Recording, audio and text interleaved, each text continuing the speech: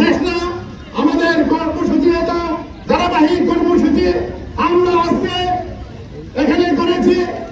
চট্টগ্রাম অতুন শাহ আমানত সেতু পার হয়ে মজ্জার টেকতুন ক্রসিং মোড় পর্যন্ত সাইড সড়ক রয়ে এরপর আনোয়ারা উপজেলা কালাবিবি দিঘির মোড় পর্যন্ত সড়ক 6 লাইন ওইলিও কালাবিবি দিঘির মোড়তুন বাসালি ওই চকরিয়া মহেশালী পর্যন্ত কেবল 2 লাইনের সড়ক।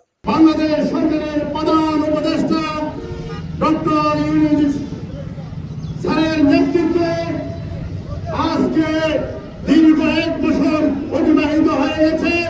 ফলে দীর্ঘ যানজট দুর্ঘটনা এবং নানান সমস্যা দেখা দিয়ে এই সমস্যার সমাধানে 4 লাইন সড়কের দাবিতে অক্টোবর 25 তারিখ শনিবার ফজরত কালাবিবি দিঘির মোড়ত মানববন্ধন অনুষ্ঠিত হয়।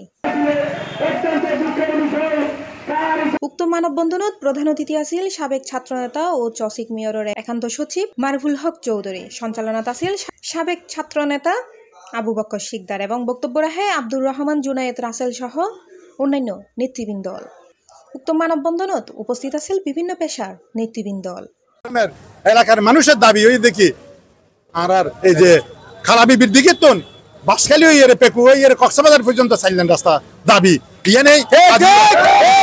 আর আজ ওনারা জানান আজ আর মানববন্ধন আয়োজন করছি এই হালা বিবির দিকে ইয়েন দিত নেই 4 লাইন রাস্তা শেষ গিয়ে। মানববন্ধনত অংশগ্রহণকারী হলে একাত্মতা প্রকাশ করি চট্টগ্রাম আনোয়ারা বাসালী চকরিয়া মহাসড়ক 4 লাইন গরিবের জোর দাবি জানায়। C+ TV Chittagong.